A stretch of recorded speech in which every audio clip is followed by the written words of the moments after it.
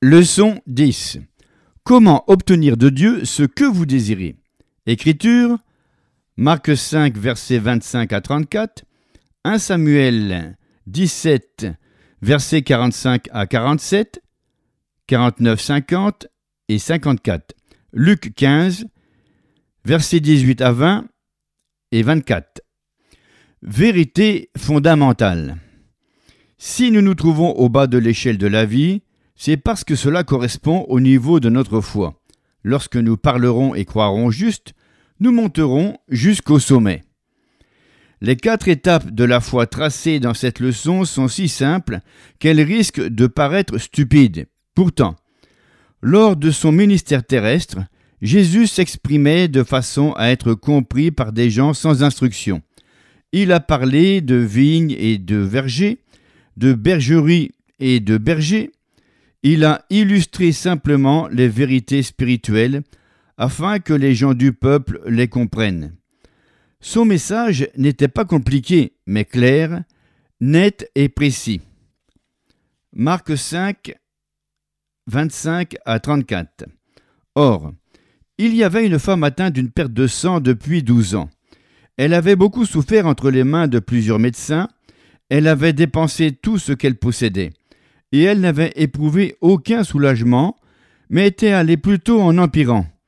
Ayant entendu parler de Jésus, elle vint dans la foule par derrière et toucha son vêtement, car elle disait « Si je puis seulement toucher ses vêtements, je serai guérie. » Au même instant, la perte de sang s'arrêta, et elle sentit dans son corps qu'elle était guérie de son mal. Jésus connut aussitôt en lui-même qu'une force était sortie de lui, et, se retournant au milieu de la foule, il dit « Qui a touché mes vêtements ?» Ses disciples lui dirent « Tu vois la foule qui te presse et tu dis « Qui m'a touché ?» Et il regardait autour de lui pour voir celle qui avait fait cela. La femme, effrayée et tremblante, sachant ce qui s'était passé en elle, vint se jeter à ses pieds et lui dit toute la vérité. Mais Jésus lui dit « Ma fille, ta foi t'a sauvée. Va en paix et sois guérie de ton mal. » Étape numéro 1. Dire. Quelle est la première chose faite par cette femme? Nous lisons au verset 28, « Car elle disait, si je puis seulement toucher ses vêtements, je serai guérie. » Elle avait entendu parler de Jésus, elle savait qu'il guérissait les malades. Alors, quelle fut sa première démarche pour recevoir la guérison? Ce fut celle de la proclamer. Dans chaque bataille, dans chaque victoire, dans tout ce que nous recevons de Dieu, il y a la part de Dieu et celle de l'homme. Nous avons un rôle à jouer, quelque chose à faire. Dieu ne nous fera pas défaut. Donc tout échec viendra de nous. Par contre, si nous nous acquittons de notre part, nous pouvons attendre l'exaucement et la victoire avec une pleine assurance. Cette femme aurait pu faire une déclaration négative, et elle aurait recueilli le fruit de ses paroles. Elle aurait pu dire que cela ne servirait à rien, qu'elle souffrait depuis tellement longtemps et qu'elle avait consulté beaucoup de médecins. Elle aurait pu dire qu'il valait peut-être mieux qu'elle meure. Cependant, elle n'a pas parlé négativement. Elle a fait une déclaration positive. « Si je puis seulement toucher ses vêtements, je serai guérie. » Et c'est cela qui s'est produit parce que nous recevons ce que nous disons. Par voie de conséquence, la première étape pour recevoir de Dieu ce que nous désirons, c'est de le déclarer. Si nous sommes vaincus par nos lèvres. Tu es enlacé par les paroles de ta bouche, tu es pris par les paroles de ta bouche. Proverbe 6, 2. Étape numéro 2. Agir.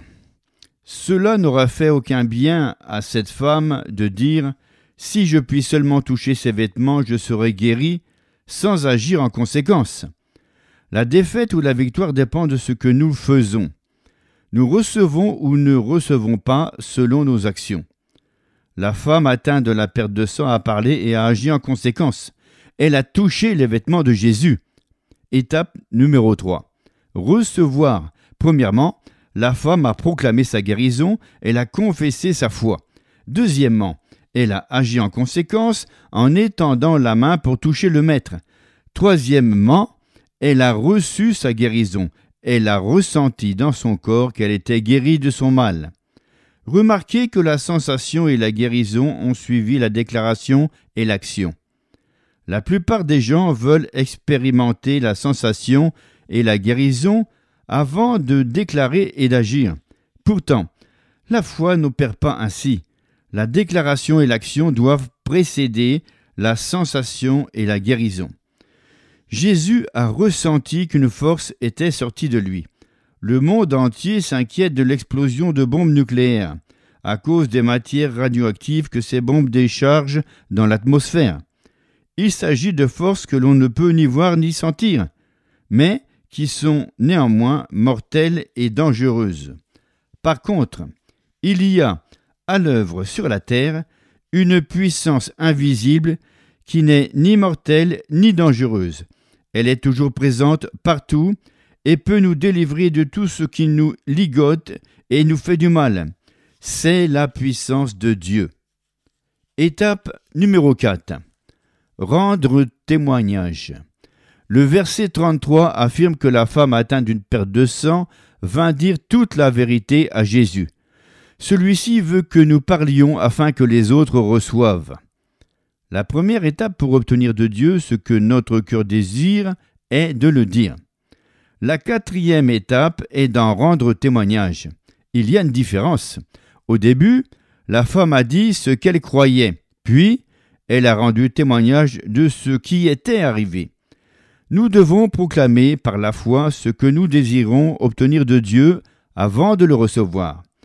Certains font des déclarations erronées à cause de leurs fausses croyances.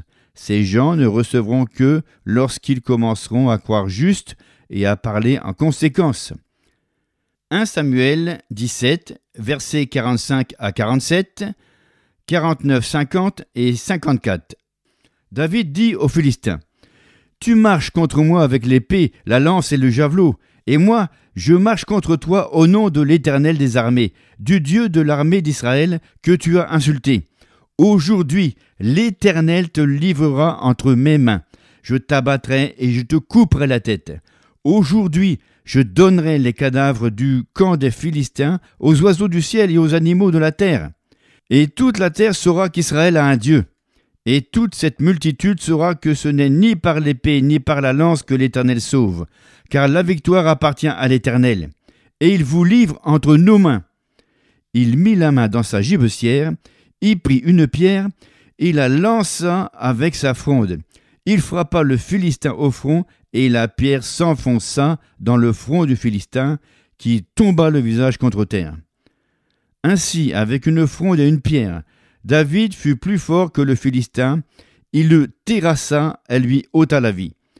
David prit la tête du Philistin et la porta à Jérusalem. Quand David tua le géant avec sa fronde de berger, il savait que Dieu l'exaucerait, qu'il lui suffisait de déclarer ce dont il avait besoin. Dans ces versets, nous constatons que David a suivi les 4 étapes pour obtenir de Dieu ce qu'il désirait. Avant tout, il le dit. « Aujourd'hui, l'Éternel te livrera entre mes mains. » Verset 46. David se fiait non à ses propres forces, mais à la puissance de son Dieu. David savait que, seul, il était impuissant contre ce Philistin. Donc, il ne plaçait pas sa confiance dans sa propre force, mais dans l'Éternel. Ensuite, David agit en conséquence. Il mit la main dans sa gibecière, y prit une pierre, et la lança avec sa fronde. Il frappa le Philistin au front, et la pierre s'enfonça dans le front du Philistin, qui tomba visage contre terre. Verset 49. Si David s'était laissé conduire par ses sens, s'il avait écouté le raisonnement humain, il aurait déduit qu'il était impossible de tuer un géant avec une fronde de berger. Mais il était sensible à la voix intérieure de la foi. Au lieu d'écouter la voix extérieure du raisonnement humain, et il y remporta la victoire. Il reçut la victoire pour le peuple d'Israël sur ses ennemis, les Philistins. La 3e étape. Puis, David s'engagea dans la 4e étape. Il rendit témoignage de la grande victoire du jour dans les 4 coins du pays. David prit la tête du Philistin et la porta à Jérusalem. Verset 54. Trop peu de croyants savent qu'ils peuvent obtenir de Dieu ce que leur cœur désire. Dieu n'a pas fait plus pour eux parce qu'ils n'ont ni déclaré, ni fait davantage. Tout ce qu'ils possèdent aujourd'hui résulte de ce qu'ils ont dit hier. Si vous vous trouvez au bas de l'échelle, c'est parce que cela représente tout ce que vous avez cru. Par contre, si vous parlez et croyez de la bonne façon, vous monterez au sommet. Le pécheur peut-il suivre ces 4 étapes et obtenir de Dieu ce qu'il désire? Peut-il faire ces 4 pas pour arriver au salut? Le passage suivant prouve que oui. Luc 15, versets 18 à 20 et 24. Bible second 21. Je vais retourner vers mon Père et je lui dirai, Père, j'ai péché contre le ciel et contre toi. Je ne suis plus digne d'être appelé ton fils. Traite-moi comme l'un de tes ouvriers. Il se leva et alla vers son père. Alors qu'il était encore loin, son père le vit et fut rempli de compassion. Il courut se jeter à son cou et l'embrassa. Car mon fils que voici était mort et il est revenu à la vie. Il était perdu et il est retrouvé. Et ils commencèrent à faire la fête. Dans le récit de Jésus concernant le fils prodigue, nous voyons qu'avant tout, le fils a dit « Je vais retourner vers mon père et je lui dirai ». Verset 18. Il a confessé sa foi et son besoin. Puis il a agi. Il se leva et alla vers son père. Verset 20. Il s'est sorti du bourbier de sa vie de péché et est rentré à la maison de son père. Par conséquent, il a reçu son plein pardon et s'est réconcilié avec son père. Son père le vit et fut rempli de compassion. Il courut se jeter à son cou et l'embrassa. Verset 20. Dans sa joie, le père a rendu promptement témoignage de la bonne nouvelle du retour de son fils errant. Car mon fils que voici était mort et il est revenu à la vie. Il était perdu et il est retrouvé. Verset 24. Si celui qui n'est pas en communion avec Dieu le Père s'humilie, comme le fils prodigue, et suit ces 4 étapes simples vers le salut, Dieu courra à sa rencontre pour établir la communion parfaite avec lui. Texte à apprendre par cœur, mais Jésus lui dit « Ma fille, ta foi t'a sauvée. Va en paix et sois guérie de ton mal. » Marc 5, 34. Je vous encourage à vous abonner et à partager avec vos amis et vos proches le chapitre de ce livre sur la foi.